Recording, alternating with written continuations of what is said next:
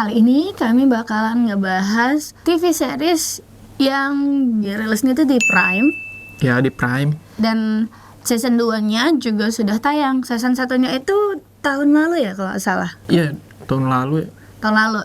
Dan pemerannya itu ada Marshanda, Tika Penggabean, dan banyak komika-komika lainnya. Nah, TV series apakah itu?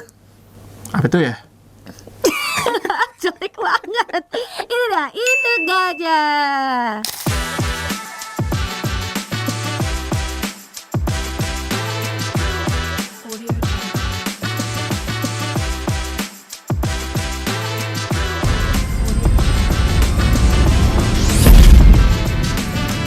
Halo, nama aku Bahana dan aku suka nonton film, apalagi kalau filmnya film horor. Halo, aku Tasya dan aku suka nonton film penuh warna. Kita kembali lagi ke FOMO. Fokus obrolan and movie opinion. Kita akan kembali membahas film dan serial TV yang lagi ngetren ataupun yang sudah jadul. Selama itu tontonan menarik, kami bakal klik. Indo Gajah itu kan bisa dibilang TV series yang menceritakan tentang seorang anak Batak cewek umurnya udah 30 tahun dan harus menikah. Aku emang pengen ngebahas Indo Gajah karena kami berdua orang Batak, tapi aku cewek dan umurku udah 31 tahun. Season 1 itu kan ngomongnya kapan menikah, sedangkan di season kedua kapan punya anak. Ya pokoknya nggak bakalan bisa berhenti dari siklus seperti itu.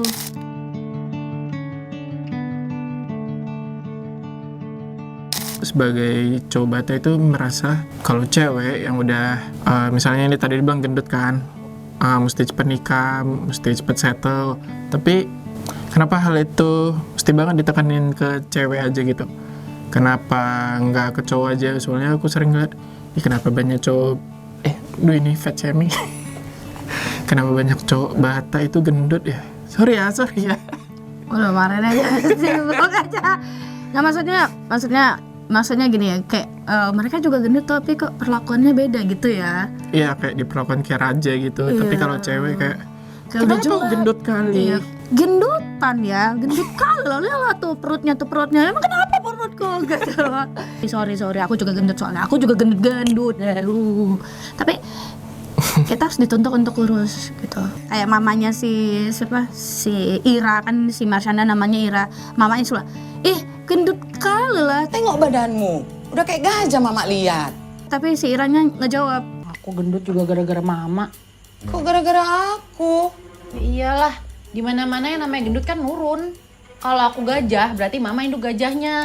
mama pun juga gendut. Tapi sama kan dulu waktu seumur kau kurus. Nah, nggak bisa lah kau bandingkan, sama persis banget. Ibuku juga bilangnya kayak gitu. Kalau mama gendut itu wajar, Ira. Mama ini udah melahirkan, udah tua. Asal kau tahu ya, waktu mama seumuran kau, badan mama langsing, tipis kayak triplek. Ya kalau cewek kan juga disuruh cepet nikah biar dia bisa cepet punya anak kan. Nanti ovulationnya nanti nggak berkurang kualitasnya. Nanti umur 30-an atau 40-an nanti susah hamil. Bukan nggak bisa, tapi susah. Biasanya cepet disuruh nikah itu ya karena biar cepet punya anak. Karena pride-nya orang Batak itu adalah anak. Ya benar. Semakin banyak anaknya semakin berhasil dia. Nah itu untuk di season 2 sih. Tapi di season 1 itu ya memang ketakutan seorang mama ya. Ketika anak perempuannya nggak punya pasangan hidup, nanti dia sendirian kayak gimana gitu kan. Terus nggak ada yang urus gitu. Terus kok nggak laku dia. Ya kalau mama perempuan tuh lebih, kalau untuk anak cewek tuh kayak harus tegar, keras. Tapi juga nggak lupa kalau peran cewek itu adalah untuk menghasilkan anak gitu, untuk menikah juga. Makanya kan si Iran itu disuruh terus, padahal kan dia lagi berkarir gitu kan. Tapi nggak ada salahnya juga sih sebenarnya disuruh untuk punya suami, asalkan suaminya memang pas cocok sama dia, bertanggung jawab sama dia. Jadi nggak salah juga dia milih karir kan, maksudnya kan dia karir terus, tapi nggak salah juga gitu. Terus nggak salah juga dia bisa mendapatkan cinta yang baik pada akhirnya di season 1. Itu bebannya cewek itu gitu ya, apa sih ovariumnya, maksudnya telur dia itu bakalan berkurang Tapi kita keren sih. Kenapa? Karena kita nggak menanggung itu sampai tua.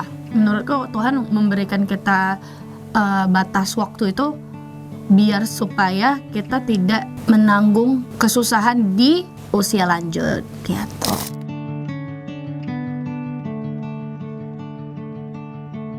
Sebenarnya penyelesaiannya ini kayak simple aja gitu, bisa diterapkan bahkan di real life, tapi tak kenapa nggak segampang itu. Soalnya solusinya kan ya dua pihak harus merundingkan, harus membicarakan apa yang mereka butuhkan, apa yang mereka inginkan, terus gimana komprominya. Itu kan sering kali apa yang diinginkan, dibutuhkan anak itu nggak selalu sejalan sama orang tua.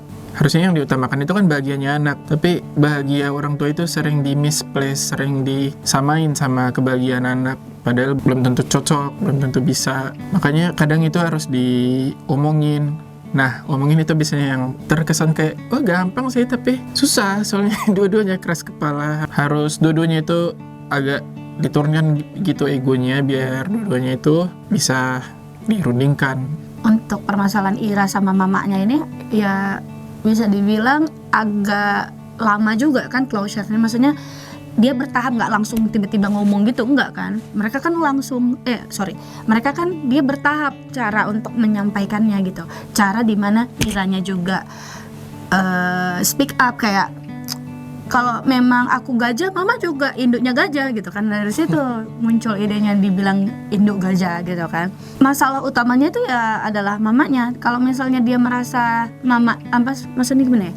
Kalau misalnya dia nggak nganggap mamanya serius atau nggak menganggap mamanya itu adalah sebuah kendala, dia nggak bakalan pusing nyari-nyari pacar. Atau kalau di dalam serial ini dia juga bersandiwara sama si Marcel, ya kan? Ya karena menurut dia mamanya itu adalah kendala. Pun kalau misalnya dia menganggap mamanya kendala, ada dua reaksi, yaitu adalah pertama, dia takut untuk mengecewakan mamanya. Kedua, dia sayang sama mamanya gitu kan. Untuk ngomong sama orang yang dia sayangin dan dia takut kecewain itu susah. Makanya ditunda-tunda ngomongnya, karena kayak takut responnya itu mungkin bakal bikin aduh mama kecewa sama kau atau apa. Terus apalagi kalau dia reveal-nya kalau mamanya ternyata kecewa karena mamanya kenapa bisa gencar banget gitu, karena dia itu gagal dalam rumah tangganya. Itu sebenarnya yang bikin anak-anak perempuan itu terkadang punya beban, karena sebenarnya bebannya itu dari leluhurnya. Misal kalau misalnya kalian pernah lihat, pasti ada konten di mana ini nenek dihancurkan kehidupannya, ya kan. Terus nenek ini punya anak dan itu adalah mamanya kita. Nah, nenek ini ngehancurin hidupnya mamanya juga gitu kan. Nah, ketika kita dihancurin mama kita gitu, maksudnya ekspektasi dihancurin mama kita. Tapi apakah kita bakalan menurunkannya ke anak kita? Itu analogi yang paling baik sih. Masih banyak yang kayak gitu. Nggak semuanya ya gitu. Kalau yang nggak semua, maksudnya ada yang nggak kayak gitu ya alhamdulillah banget kan. Maksudnya ya kamu beruntung gitu. Tapi di beberapa lokasi, di beberapa keluarga itu nggak kayak gitu. Kamu ngomong gitu, aku jadi inget sama aku dulu pernah interview dosen UI, dosen kebudayaan. Dia bilang katanya itu budaya itu harusnya dinamis, harus selalu beradaptasi. Zaman itu kan selalu berubah. Budaya itu juga harus harus terus mengikut. Culture itu harusnya kan jadi memberikan warna kan di hidup kita. Nggak harusnya jadi beban. Makanya budaya atau tradisi itu harusnya bisa beradaptasi sama zaman, karena apa yang dianggap sebagai baik di zaman dulu itu belum tentu baik di sekarang. Maksudnya nggak semua orang harus cepat nikah, harus cepat punya anak. Semuanya punya timingnya. Kalaupun mereka nggak mau nikah atau nggak mau punya anak juga ya ke papa juga.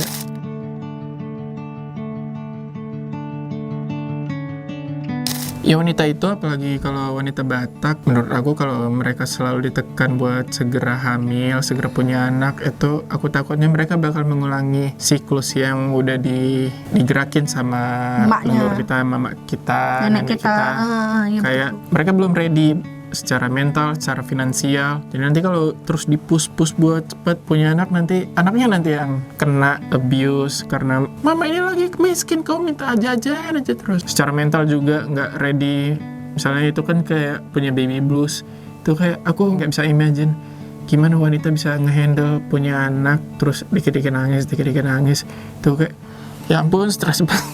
Oke, hebat Apalagi- banget ya wanita ya, hebat banget ya. Ya, apalagi kalau nggak ditemenin suaminya entah pergi kemana gitu atau mungkin kerja, nggak selalu ada hadir gitu, aku ya ampun takut banget aku mental ibunya nanti kayak hancur atau gimana. Ya makanya kan ada kalimat yang keluarga bahagia, kuncinya adalah ibunya yang bahagia. Jadi kalau ibu bahagia, pasti semua bahagia. Kebanyakan ibu nggak bahagia ya karena itu tadi mungkin baby blues kan, terus kayak merawat anak sendirian gitu tanpa ada sosok prianya gitu. Terus juga dia udah ngerawat anak, dia juga ngerawat rumah, dia juga harus nyiapin sarapan, terus juga harus mendengar keluhan misal mertuanya. Itu pusing banget. Nightmare banget. Nightmare. Seperti kata Paman Ben, With great power comes great responsibility. itu nggak kekuatan besar, itu kita menambah satu manusia hidup di dunia. Itu tuh tanggung jawabnya besar sekali. Nggak menakutkan itu kalau misalnya kita nggak siap.